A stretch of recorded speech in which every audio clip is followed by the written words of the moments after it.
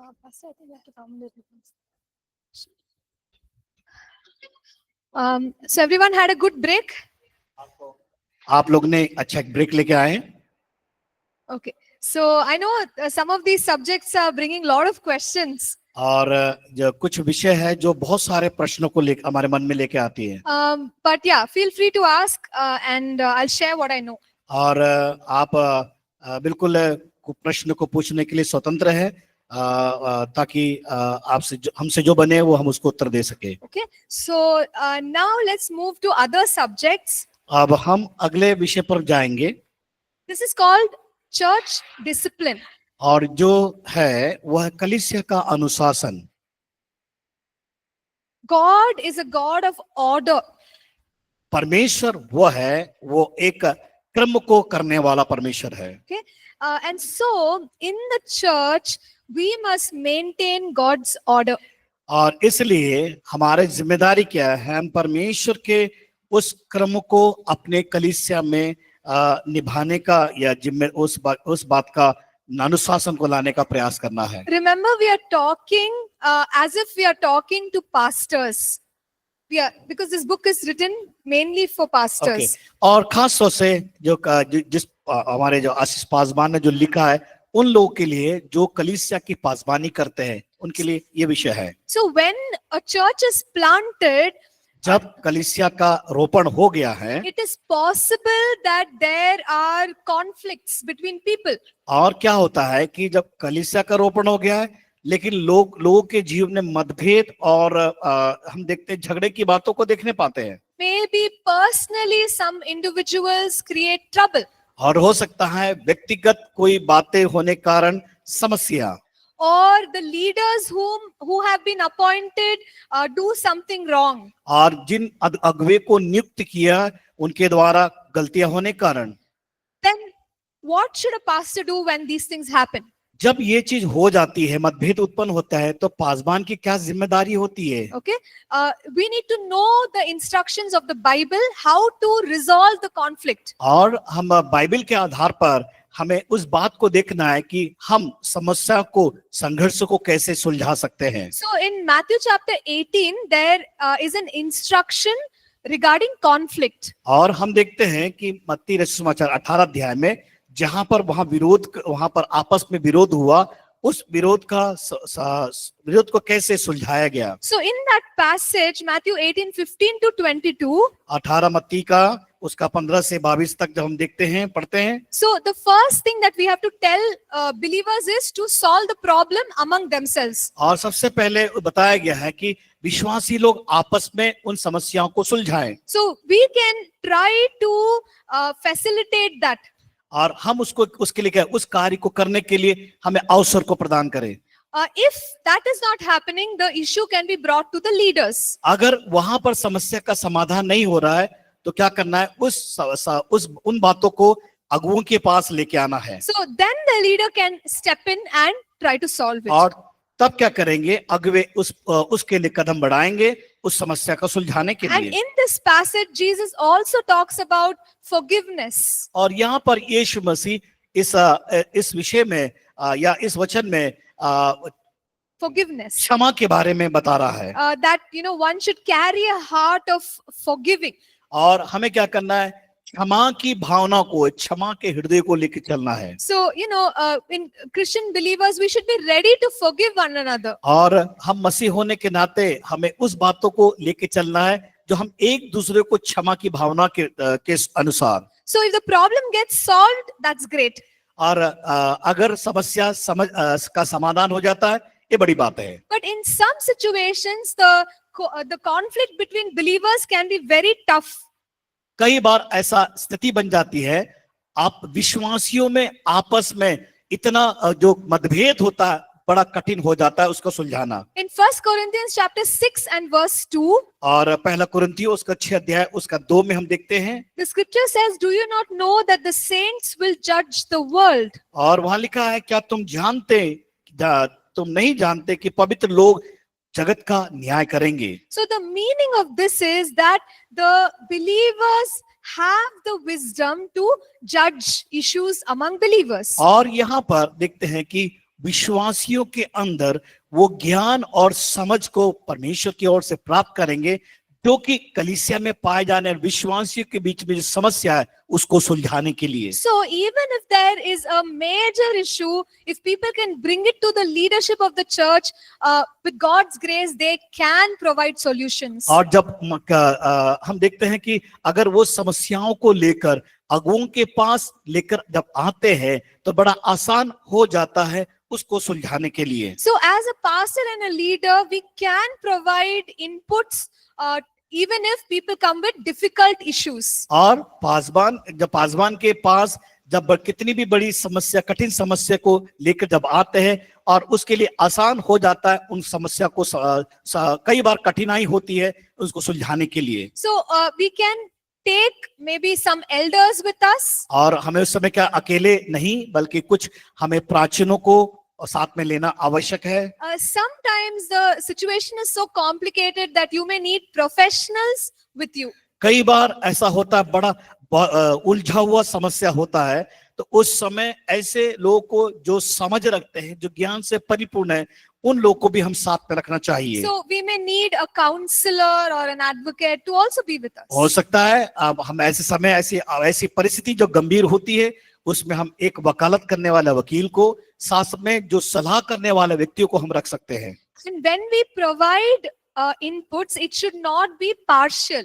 और जब इन बातों को जब लेके आते हैं या रखते हैं तो कभी भी पक्षपात नहीं होना चाहिए। We must provide a righteous answer based on the word of God. परमेश्वर के वचन के आधार पर सही प्रति उत्तर उनके सामने या उत्तर को लेके आना है। Okay, and in some situations it is also helpful to write down exactly what decision was given by you. और कई बार हम उन जब जो निर्णय जो लेते हैं उस निर्णय को क्या करना है, हमें नोटबुक या कोई ऐसी जगह लिख के रखना चाहिए जिसके द्वारा वो हमें लाभप्रद हो Okay, सके। so in our situation we will email and we will copy the others. और क्या हम हमारे कलीसिया में क्या करते हैं हम कि उसको ईमेल के माध्यम से उसको लिख लेते हैं और वो हमारे पास एक कॉपी के रूप में, दूसरा प्रति कॉपी के रूप में हमारे पास होता है। Okay, because you see, when people are fighting, maybe later on they can say, no, you didn't say that, you said something else.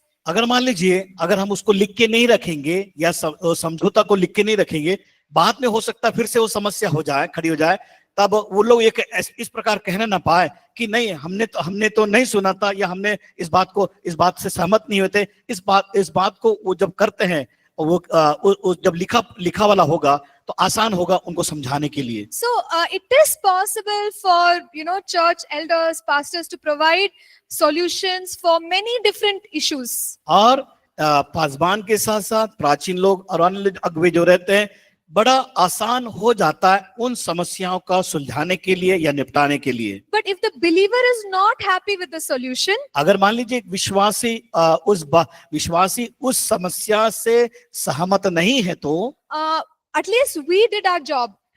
हमने तो वो अपना काम कर दिया है। But now what we can do is we can tell them the decision is yours. और उसके बाद हमारा एक ये प्रति उत्तर होना चाहिए कि ये अब तुम्हारा काम है निर्णय को लेना। So sometimes what happens, believers want to go to the court. और कई बार क्या होता है कि विश्वासी लोग अदालत में चले जाते हैं। They want to make a legal case. और वो लोग कानूनी उन पर केस लगा देते हैं। So whatever they want to do, they can do after that. It's their decision. फिर उसके बाद जो कुछ उनको करना है उनकी मर्जी के अनुसार उनको करना है। As leaders, we have done our job of providing scriptural inputs. लेकिन एक बात याद रखना, एक अगुवे होने के नाते बाइबल के आधार पर, वचन के अनुसार हमारा जो काम को हमने किया उनको समझाने का, वो हमने पूरा किया है। Sometimes people do not, people create a lot of trouble. कई बार कुछ लोग बहुत से ऐसे समस्या को उठा देते हैं या करते हैं। And maybe the leaders whom we have appointed do some mistakes. कई बार ऐसा होता है कि अगर अगुवे ने हमको नियुक्त किया है, हमसे भी गलतियां हो जाती हैं। So in this situation, we must bring correction in private. और जब ऐसी स्थिति जब आती है, व्यक्तिगत तौर से उस व्यक्ति के साथ क्या करना है, अकेले में सुधार लाने की बातों को करना है। So we should not bring up all these things in public. और क्या होता है इन बातों को लेकर सामूहिक तौर से हम उन समस्या को लेकर नहीं जाना चाहिए। If we correct people in front of everybody else, that's हम- not the right thing to do. और सब लोग के सामने उस व्यक्ति को सुधार करना वो सही नियम या सही बात नहीं है। Sometimes we try to blame them in our sermon on the pulpit. और कई बार क्या होता है कि पासवान लोग या अगुवे क्या करते हैं, मंच पे से वचन के द्वारा उन पर दोष लगाना शुरू कर देते हैं। So correction should always be given in private. और अगर सुधार आपको लाना है, सुधार उनको करना है उनके जीवन में, तो हमेशा इस बात को याद रखना, व्यक्तिगत तौर से उनको बुलाकर उनसे वार्तालाप करना। And sometimes in church, what happens on the basis of background, people start fighting. कई बार क्या होता है कलीसिया में, उनकी संस्कृति के अनुसार वो समस्याओं को लेके आते या लड़ते हैं। So in the book of Acts chapter 6, प्रेरितों काम की पुस्तक 6 अध्याय में, you remember we said that there were 7 people who were appointed to distribute food. और वहां पर हम देखते हैं कि 7 लोग वहां पर नियुक्त किए हैं कि भोज को बांटने के लिए। Because the Hebrew speaking Jews were quarreling with the Greek speaking Jews. और अब देखते हैं कि वहां पर यूनानी भाषा बोलने वाले और इब्रानी के ऊपर कुड़कुड़ाने लगे वो लोग। So the Greek speaking Jews said that our portion of food is not being given to us. और वो यूनानी लोग इस प्रकार कहने लगे कि जो भोजन हमारा है वो हम तक नहीं पहुंचा करके। But the leaders needed wisdom to solve the problem. तो यहाँ पर हम देखने पाते हैं कि अगुवे के पास वो समझ और ज्ञान होना चाहिए उन समस्या का समाधान करने के लिए।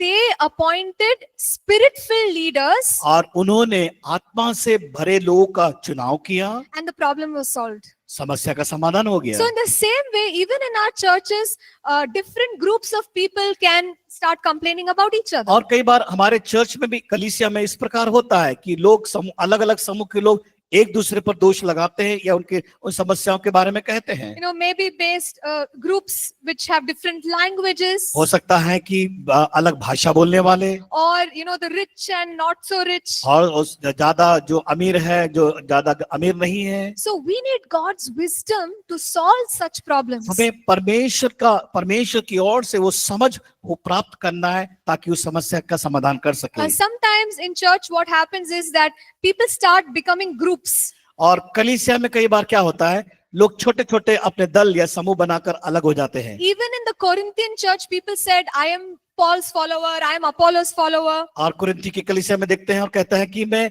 अपोलोस का चेला हूँ या मैं पौलुस को मानने वाला व्यक्ति हूँ। This creates division in the church. और ये जो बातें हैं कलीसिया में फूट को लाती है या विभाजन को लाती है। And Paul corrected them and he said, see, it's God who gives the increase. और वहां पर पौलुस उनको सही बातों को बताता है कि और ताकि वो मसीह में विश्वास में बढ़ सके। So in this way we can bring correction to the people. इस तरीके से हम लोगों को क्या संबोधित कर सकते हैं सुधार लाने के लिए। We must not allow any division. हमें क्या करना है, किसी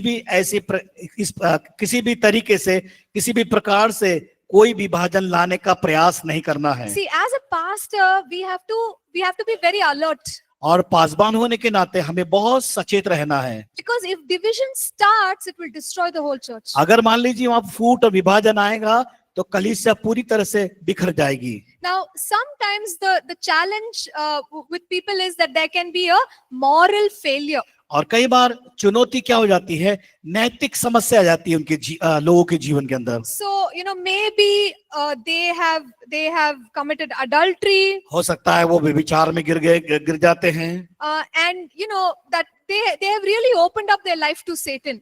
और वो क्या करते हैं, उनके जीवन को शैतान के लिए खोल देते हैं। So Paul had a situation like this in the Corinthian church. और पौलुस के सामने एक बड़ी समस्या खड़ी हुई जो कुरिन्थी कलीसिया में थी। So there was one person who was in sexual immorality. और एक व्यक्ति वहां पर था जो शारीरिक अभिलाषा से लिप्त था।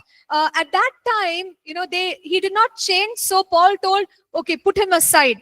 और वो अपने आप को बदलने के लिए प्रयास नहीं किया, तो पौलुस ने कहा कि उसको एक तरफ कर दो। But after some time we read that Paul says, okay, we have given him enough time, you can take him back.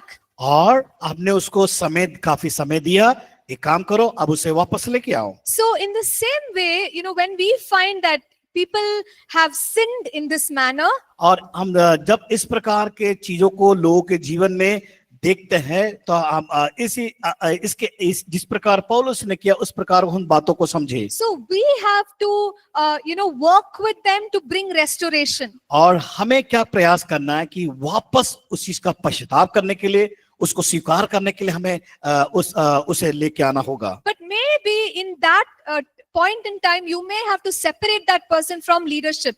कई बार क्या होता है कि हमें, अगर वो अगवा है तो उस अगवे के स्थान से हमें कुछ समय के लिए उसे अलग करके रखना होगा, Till they repent, till they demonstrate change through their life. जब तक वो पश्चाताप ना करे, जब तक वो अपने जीवन परिवर्तन ना ले, जब तक उसका जीवन बदल ना जाए। Remember, we said in the book of Acts, even the volunteers were people of good reputation, और हम देखते हैं कि of good reputation or good testimony. वहां पर लोगों को देखते हैं कि कई लोग जो विश्वास में थे, सेवाओं को किए, उनका उत्तम चरित्र था, उनका उत्तम जीवन वो था।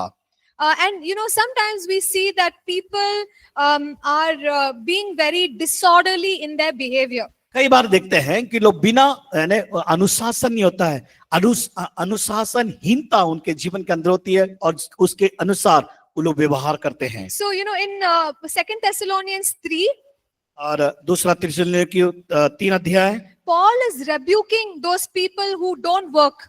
और जो लोग काम नहीं करते हैं वहां पर पौलुस उन्हें डांटता है। So basically he's saying those who are not working to earn. अगर जो लोग काम नहीं करते हैं अब कमाने के लिए, So meaning lazy, those who are lazy. इसका मतलब है वो आलसी है, आलसियों के बारे में बताता है। So sometimes in our churches we may find people who don't listen to the instructions. हमारे कलीसिया में भी कई लोग इस प्रकार होते हैं, वो कभी भी निर्देशों का पालन करना नहीं चाहते, Maybe they are lazy, they are depending on other people, क्योंकि वो दूसरे पर आश्रित होते हैं, वो आलसी उनके जीवन में आलसीपनों को भी देखते हैं हम। or they may be people who are gossiping, और हो सकता है वो लोग की बुराई करता फिरता रहता हो, or in some way their behavior is affecting everybody else in the church. कई बार क्या होता है कि दूसरे विश्वासी पर भी वो प्रभावशाली बन जाता है। So these are all very tricky things for us to handle. और तो हमें बड़े सावधानी पूर्वक हम उन बातों के लिए हमें उस समझकर उनको उस समस्या का समाधान करने के लिए आगे बढ़ना So पड़ेगा। as we said earlier, call them in private and try to correct और them. हमें क्या करें, हम अकेले उस व्यक्ति को बुलाएं और एक जो जहाँ स्थान, शांत स्थान, वहां पर जाकर उससे बातचीत करें। Okay, but also we see in the instruction of scripture that if people are not listening, then we may have to make that public. अगर मान लीजिए वो व्यक्ति बार बार सुनता नहीं है, सुनने का प्रयास नहीं कर रहा है, तो समूह के बीच में उसको लेके आना है, उस बात का समाधान करने के लिए। So this is the process that we have to follow. और ये स्तर को, ये तरीका को हम अपनाएं समस्या का समाधान करने के लिए। Even in the life of Paul, और हम देखते हैं कि पौलुस के जीवन में भी there were people who were preaching against Paul. और वहां देखते हैं कि ऐसे लोग थे जो पौलुस के विरोध में भी उन्होंने प्रचार किया। They were teaching some other doctrine. और वो दूसरे सिद्धांतों को वहां सिखा रहे थे। And they were confusing the people. और वो लोगों के बीच में मतभेदों को लेके आ रहे थे। So Paul found challenges like this in the church. और पौलुस ने भी इस बात को वहां समझा, कलीसिया में इस प्रकार की समस्याओं को। There were people who used to tell that don't allow these preachers. और वहां पर लोग ये बता रहे थे कि इस प्रकार के संदेश देने वालों को कलीसिया में ना बुलाएं। So there are scriptures, but I'm not reading it out to you. और वचन में दिया गया है, लेकिन मैं आप लोग के नहीं पढ़ने के लिए समय नहीं है। But despite all of these things, Paul continued to do his work. तो पौलुस इस बात को बता रहा है कि हमें लगातार इस सेवा को, इस काम को करना होगा। Maybe he would have tried to correct them personally. और हो सकता है आप व्यक्तिगत तौर से उसको सुधार कर रहे हो।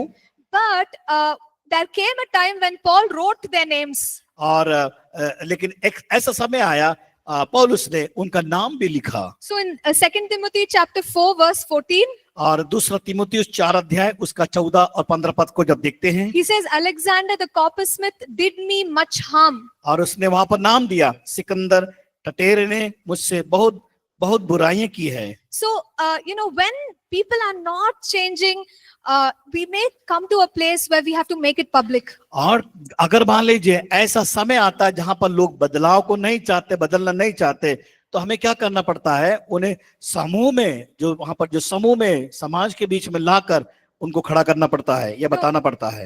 And if people are creating division, और जो लोग फूट को डालते हैं या विभाजन को लाते हैं, Apostle John, he also came to a place where he rebuked those people directly. और जो अपostल जो प्रेरित यूहन्ना भी इस ऐसे चीजों को लोगों के सामने लेके आता है। How should we correct leaders? कैसे हम अगुवे के अंदर सुधार ला सके। Till now we saw how to correct believers. और अभी तक हमने देखा कि एक विश्वासी को जीवन में कैसे सुधार ला सकते हैं। So when leaders make mistakes, जब अगुवे गलत करते हैं, what does the Bible say? Bible क्या कहती है? In 1 Timothy chapter 5, पहला तीमुथियुस 5 अध्याय है, verses 19 to 22. 19 से 22 पद तक। Could one of us read in Hindi, one in English? और एक जन हिंदी में पढ़े, एक जन इंग्लिश में पढ़े। 1 Timothy 5, 19 to 22. Mike. पहला तीमुथियुस 5 अध्याय 19 से 22। माइक ले। कोई दोष किसी प्राचीन पर लगाया जाए तो बिना 2 या 3 गवाहों के उसको ना सुने। Okay, till 22. 22 तक पढ़े। किसी पर सीग हाथ ना रखना और दूसरों के पाप में भागी ना होना, अपने आप को पवित्र बनाए रख। Okay, fine. We can stop there. Could somebody read in English? English. 1 Timothy chapter 5 verse 19 to 22. Do not admit a charge against an elder except on the evidence of 2 or 3 witnesses.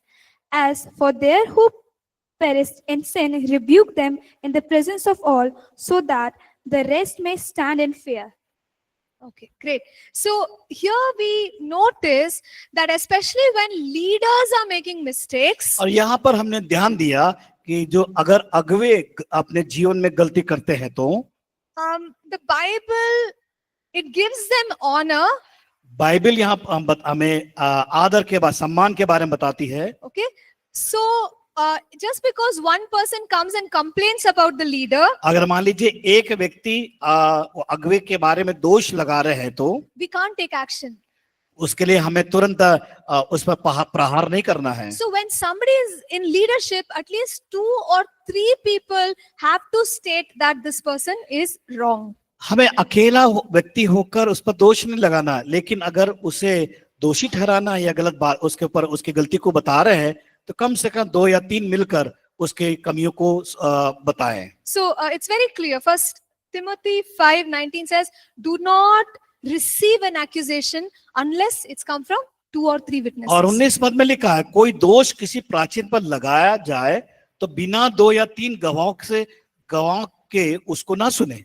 So once there is enough evidence, of course we can take action. हाँ, अगर जब वो बातें पूरी होती है तो हमें क्या करना है, उसके लिए कदम बढ़ाना है। Especially when leaders fail, अगर मान लीजिए अगुवे हार जाते हैं, we need to correct them. हमें क्या करना है, उन्हें सही सुधार करना है।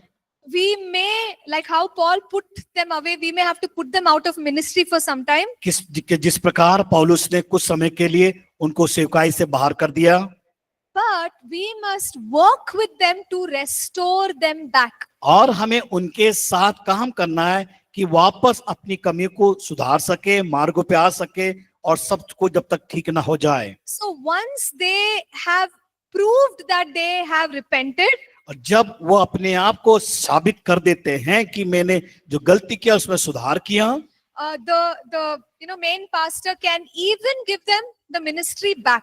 और वो पासबान क्या कर सकता है, जो सेवकाई से उसे बाहर निकाल दिया है, अगर वो सुधार कर लेता, अपने आप को साबित करता है, तो उसे वापस उस सेवकाई को, उस कार्य को दे सकता है।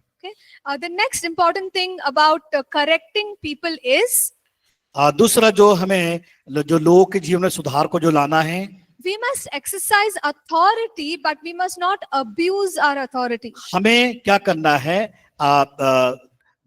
अधिकार का दुर्व्यवहार नहीं करना चाहिए, सही अधिकार का उपयोग करना है। So when we bring correction in people's lives, जब हम लोग के बीच में सुधार को जब लाते हैं, we must bring it with a good heart. हमें क्या करना है, अच्छे हृदय के साथ आना है, We should have the right motivation. हमें सही मनसा से आना है।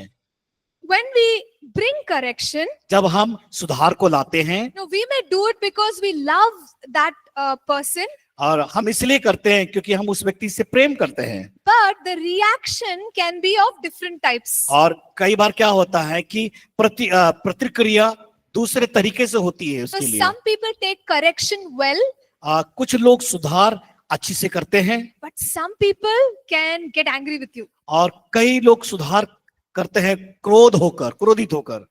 No, when we are correcting people, they get angry with us. कई बार जब हम सुधार करते हैं, लोग क्या करते हैं, वो व्यक्ति हमारे पर क्रोध करना शुरू कर देता है। So maybe as pastors we have people attending.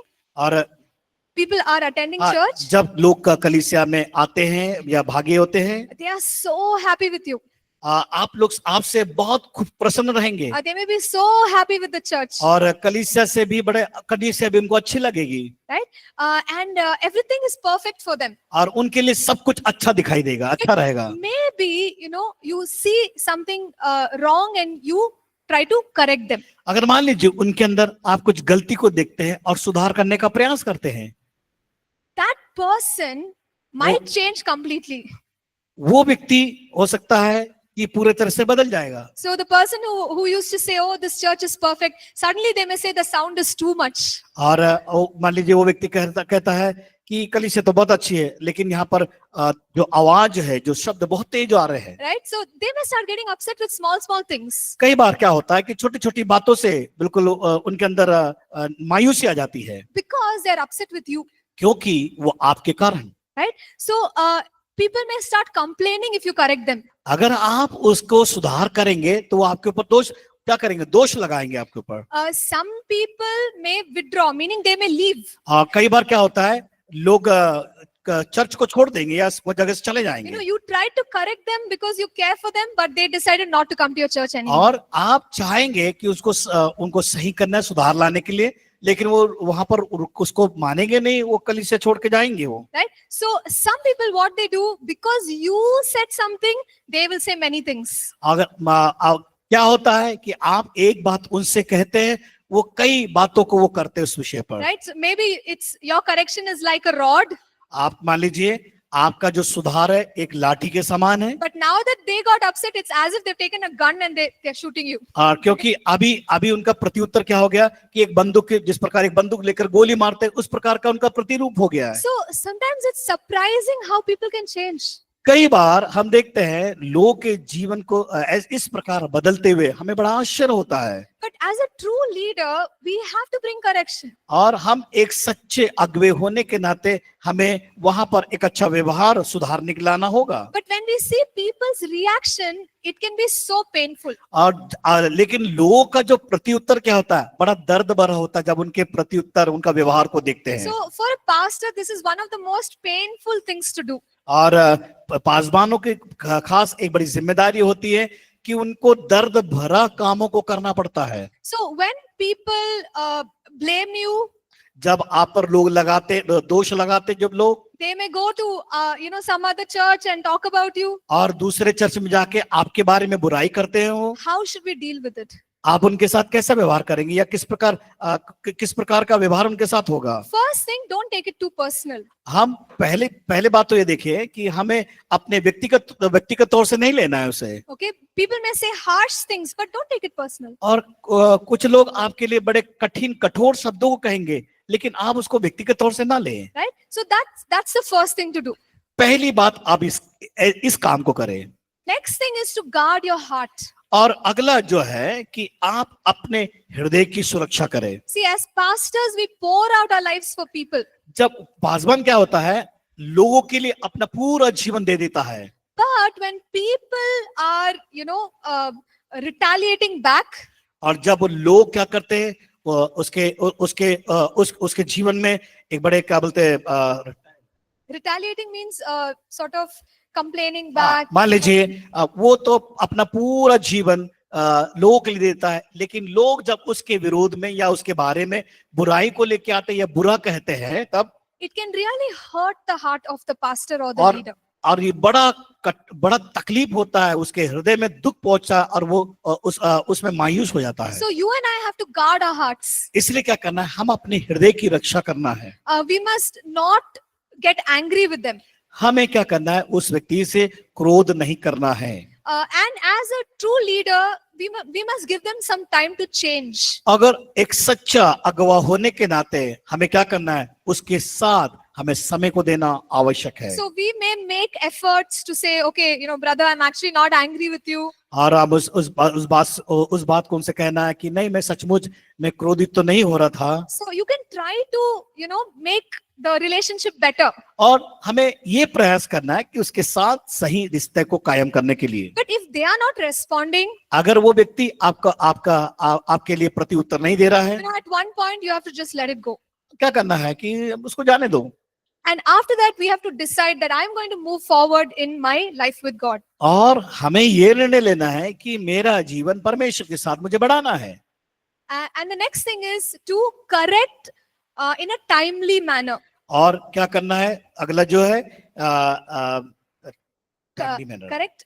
हमें उससे at the क्या right करना है, समय के अनुसार उसके साथ सुधार करना है। Okay. So when we do that, जब हम ये करते हैं, the issues will stop if the person responds to you. और क्या होता है, वहां पर समस्या रुकती है और वो व्यक्ति क्या करता है, सुधार लाने का प्रयास करता है। For most of us, we don't want to get into correcting others. और कई बार लोग नहीं प्रयास करते कि दूसरों को में सुधार लाए। Right?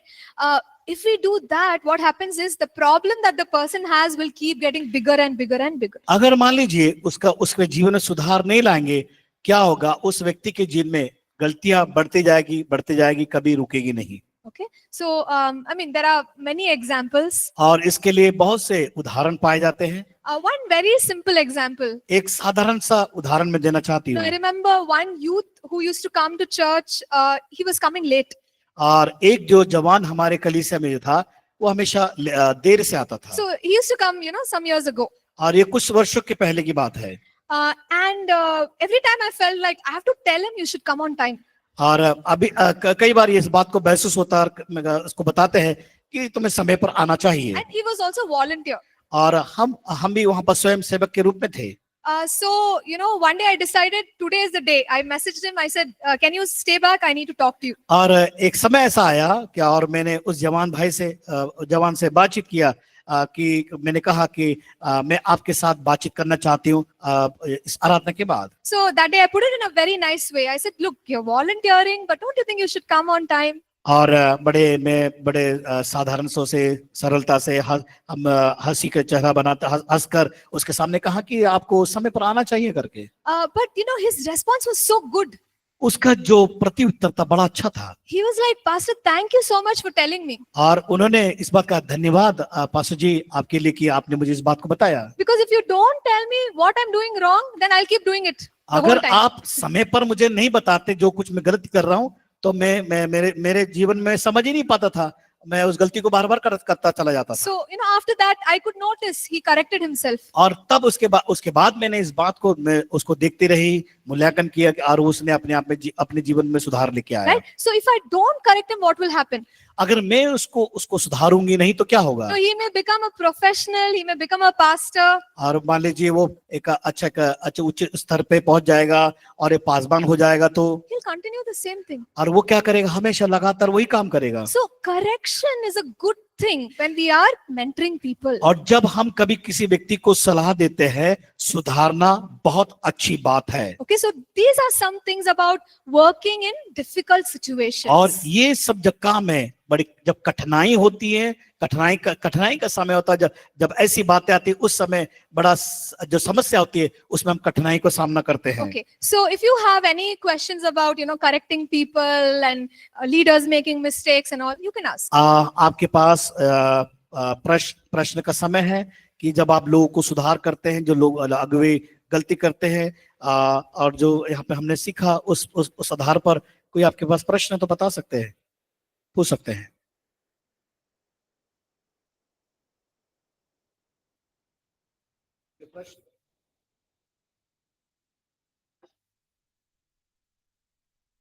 सेवक लोग गलती करते हैं, विश्वासी लोग गलती करते हैं, कलीसिया के लोग गलती करते हैं, तो क्या कोई प्रश्न इस पे से? Okay, so no questions? अगर Or one प्रश्न नहीं है तो Yeah, there is one question. वहां एक प्रश्न है।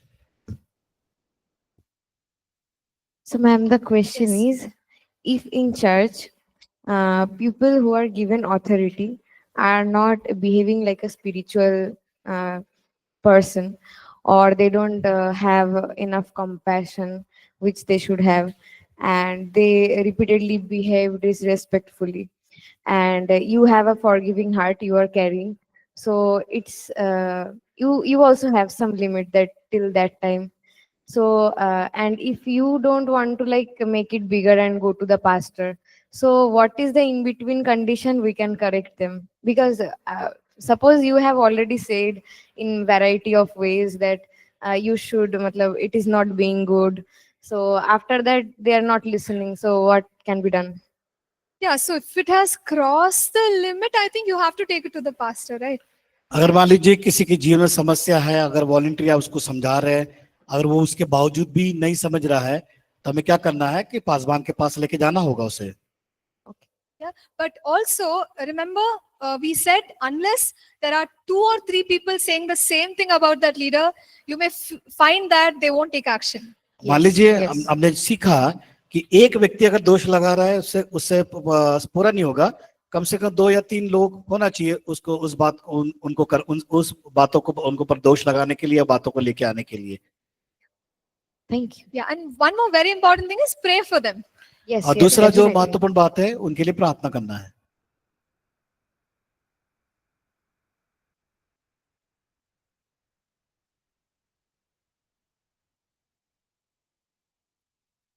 Pastor, my question is regarding fallen ministers. So sometimes they make mistakes and they are removed from their position, and but you can reinstate them after some time. But how do you know when is the right time, and how do you know that they have like changed their heart? But they could still be carrying resentment, or so how do you actually know when to reinstate them? यहाँ पर प्रश्न है कि अगर एक अगुआ गलती में गिर जाता है या लोगों की नजरों में गिर जाता है, उसको बाहर निकाल दिया जाता है, उसके पद से हटा दिया जाता है, फिर हम कब उसको, ऐसा समय कब आएगा कि उसको पहचान जाएंगे कि वो व्यक्ति सुधर गया है, कि वापस उसको उस काम के लिए जिम्मेदारी दे सके?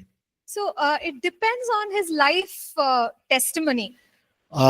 उसके जीवन के आधार पर, उसकी गवाही के द्वारा। So based on your observation of his family, friends, everyone can make out this person has changed. और इस बात को देखना है उसके परिवार के सदस्य, परिवार के जो लोग हैं, क्या उनके जीवन में बदलाव आया है कि नहीं। Okay, so at that point, I'm sure God will give you that, like that assurance that this is the right time, you can reinstate them. और परमेश्वर का आत्मा उस बात को आपको समझा देगा कि हाँ, ये समय है कि इसके जीवन में बदलाव आया है, इसको वापस उस काम को, उस जिम्मेदारी को देने के लिए।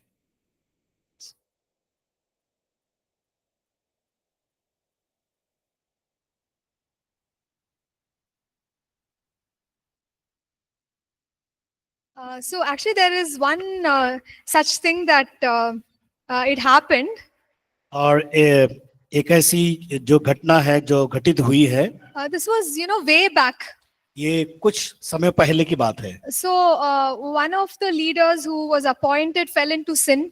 और एक जो अगुआ था, वो अपने गलती में या पाप में गिर गया हो। So I remember pastor, when he heard it, he just immediately took a flight and went there. Immediately, pastor, he took a flight and went to that person's Okay. city. और जैसे ही पासबान को पता चला, पास हमारे मुख्य पास्टर को पता चला, तुरंत उन्होंने फ्लाइट बुक किया और उनके पास गए। So he went there, he, shut down the church, everything, और उन्होंने कहा कि तुरंत जाके वो चर्च को बंद कर दिया and, spoke to this leader. और उन्होंने उस अगुवे से बातचीत किया He brought him back to Bangalore. और उन्होंने वापस वहां से बैंगलोर में लेके So आया। he was here. I don't remember how long, maybe about a year or something. और मैं इस बात को स्मरण नहीं करी कितने साल वो बैंगलोर में थे। So he was not doing any ministry, उन्होंने किसी प्रकार की भी सेवकाई को नहीं की but he was with pastor. He was with the team. और वो व्यक्ति पास्टर के साथ थे और पास्टर के साथ जो टीम थी उसके साथ उनको टीम में शामिल थे। So basically, giving him time to learn, change, repent. और उनको समय दिया जाता है कि अपने आप को बदले, परिवर्तन लाए और अपने उन गलतियों से पश्चाताप करे। This was like maybe a decade, something ago, और 10 years ago, maybe, लगभग 10 वर्ष पहले की बात है, right? Or more than 10 years. हो सकता है 10 साल भी लग जाए उसके लिए। So this brother, he came back into the ministry. और वो वापस फिर से वो सेवकाई में आया, He's married उन्होंने शादी किया with a child, और उसके बच्चा, and he serves in a church abroad now. और अभी वो अपने परिवार के साथ दूसरे देश में सेवकाई करते हैं। And now and then he'll send us updates. We are so happy to see his ministry. और अपडेट हमें उनके बारे में जानकारी मिलती रहती है और हम सब उसके सेवकाई से खुश है। So, whenever I think of restoration of fallen ministers, I think of this life example that I have witnessed. और अगुवे के अंदर सुधार लाने के लिए जब देखते हैं जो गलतियां कर जाते हैं, पाप में गिर जाते हैं, तो इन बातों को इस ऐसे व्यक्ति के बारे में हम स्मरण भी करते हैं। Okay, so just to help you all, I just share this. और ये आपके लिए मददगार होगा इस उदाहरण के द्वारा। Okay, I think we'll move on. हम लोग आगे बढ़ेंगे। Yeah. So the next thing is order in church gatherings. अगला जो हम देखेंगे सभा में व्यवस्था। So everything that is done should be done in order and decently. और जो कुछ हम व्यवस्था करते हैं बड़े क्रमानुसार और सभ्यता के साथ होना चाहिए। 1 Corinthians 14 verse 40. पहला कुरिन्थियों 14 अध्याय उसका 40 पद। Let all things be done decently and in order. और सारी बातें सभ्यता और क्रमानुसार की जाए। So whatever we do in our church should be with excellence. जो कुछ हम कलीसिया में काम करते हैं वहां पर अति उत्तमता के साथ करना चाहिए। So excellence means doing things on time. और अति उत्तमता का मतलब यह है कि कार्य को समय अनुसार करना, Doing it with good planning, good coordination. अच्छे योजना के अनुसार, अच्छे एक दूसरे के संपर्क करने के द्वारा, Without wasting time, बिना समय गवाते हुए, especially in church service, without spending time on unnecessary things like maybe unnecessary announcements. जब कलीसिया में जब आराधना होती है फालतू की वहां पर सूचना को ना देते हुए, Maintaining cleanliness. और वहां पर हमें क्या करना है, साफ सफाई और शुद्धता का ध्यान रखना है, And doing things efficiently. और सारी बातें उचित तरीके से होना चाहिए। So, we must establish this from the very beginning. और ये बातें हमें क्या करना है, शुरुआती दौर से उसको हमें स्थापित करना है। And we must determine a format which works for our congregation. और इस बात को हमें लागू करना है कि कलीसिया के लोगों के लिए वो प्रभावशाली और अच्छा बन सके। See, in a very small congregation, maybe people can pray for each other. और मान लीजिए छोटी सी कलीसिया है तो लोग एक दूसरे के लिए प्रार्थना करें, But in a large church, that may not be practical. और वो बड़े समूह में माने कलीसिया में ज्यादा संख्या में लोग हैं वहां पर इस प्रकार नहीं हो पाता है। but we can come up with an order or a format which works well for the kind of church that we are leading. तो हम क्या कर सकते हैं, वहां पर एक क्रमानुसार उन बातों को लेके आना है, ताकि प्रार्थना की बातें चाहे कोई भी हो, ताकि उससे सेवकाई अच्छी रीति से बढ़ सके। So in the New Testament, Paul has a comment about speaking in tongues in church. और पौलुस देखते हैं कि कलीसिया में उस बात को बता रहा है जो अन्य अन्य भाषा में जो बातचीत करते थे उनके बारे में कहता है। So in 1 Corinthians chapter 14, पहला कुरिन्थियों 14 अध्याय में हम जब देखते हैं, he gives some instructions. वहां पर कुछ निर्देशों को पौलुस देते हुए, So he says that one person can speak in tongues in the church if there is interpretation. और वो कहता है कि अगर एक व्यक्ति अन्य अन्य भाषा में बोल रहा है तो उसमें क्या होना चाहिए, उस संदेश का उस भाषा का अनुवाद होना बहुत जरूरी है। Okay. So if there is no interpretation, then don't instruct in tongues.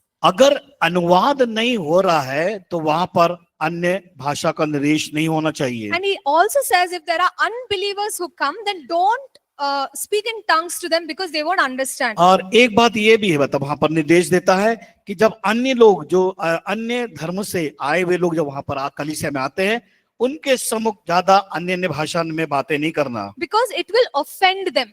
क्योंकि वो उन पर असर डालेगा। So when should we speak in tongues? कब अन्य भाषा में बातचीत करना है? When the people around us understand what we are doing. और जब हमारे चारों लोग होंगे, क्या हम कर रहे हैं इस बात को जानने के लिए। When there are believers who understand tongues, then we can speak in tongues, no अगर problem. विश्वासी लोग अन्य भाषा बोल रहे हैं, तब उनके साथ हम अन्य भाषा को बोलने पाते हैं। But if, let's say, we are having church and a lot of unbelievers are coming to church. जैसे हमारी कलीसिया में कई ऐसे अविश्वासी लोग भी आते हैं, That time when we speak in tongues, they will not understand. अगर उस समय हम अन्य भाषा में बातचीत करेंगे, उनके समझ में नहीं आएगा। So, because of this instruction, you may have noticed we don't speak in tongues in the pulpit. और आपने इस बात को ध्यान दिया होगा कि हम मंच से अन्य अन्य भाषा को ज्यादा हम नहीं बोलते, क्योंकि इस प्रकार के लोग वहां होते हैं। Right? So we may speak in tongues in this gathering. और हम ऐसे समूह में इकट्ठा होकर उस अन्य भाषा को बोलते हैं। Maybe, a little bit we may sing in tongues, maybe a little bit of, tongues, but we don't instruct in tongues from the mic. और क्या हो सकता है कि गीतों के द्वारा अन्य अन्य भाषा को करना, लेकिन हम माइक में जब आते मंच पर उसको हम अलाउ नहीं करते हैं। Okay. So this is the order prescribed by Paul for the church. और ये देखते हैं कलीसिया में पौलुस के द्वारा इस क्रम के बारे में हम देखने पाते हैं वचन में। So we are saying everything should be planned, everything should be in order. और सब कुछ योजनाबद्ध होना चाहिए, व्यवस्थित होना चाहिए। But at the same time, we should allow for the movement of the Holy Spirit. और लेकिन एक बात याद रखना, उसी समय हमें पवित्र आत्मा के कार्य के लिए हमें उसको अनुमति को भी प्रदान करना। So even though we have a plan, if Holy Spirit is leading in a different way, we should be ready to do अगर that. पवित्र आत्मा अलग तरीके से हमारी अगुवाई कर रहा है, तो हमें उस काम को करने के लिए तैयार होना है। There were some services which I remember. और मैं उन सभाओं के बारे में जानती हूँ, मैं याद है मुझे, When worship was going on जब आराधना चल रही है and the presence of God was so strong. और परमेश्वर की उपस्थिति बड़े वहां पर सामर्थ के साथ प्रभावशाली हम रूप से देखते हैं। So in such times, the pastor did not preach. और उस समय क्या होता है कि पासबान प्रचार नहीं करते हैं। So the pastor just stopped and the whole service became worship. और फिर क्या होता है कि जो वचन को बताना है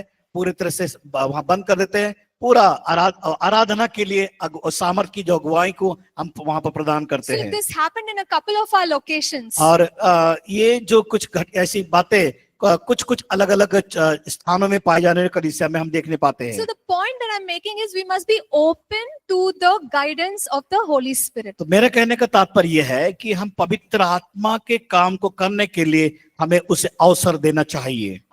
We should not try to make it happen with our own wisdom and in our flesh. और हम अपने शरीर और अपनी बुद्धि से उसे करने के लिए अनुमति नहीं देना है। There are 6 minutes left. So anything about church order?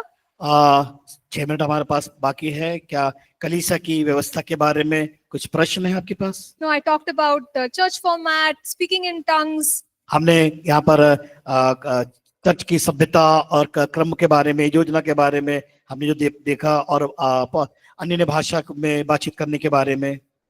So if you have any questions, you can ask. आपके पास कोई प्रश्न?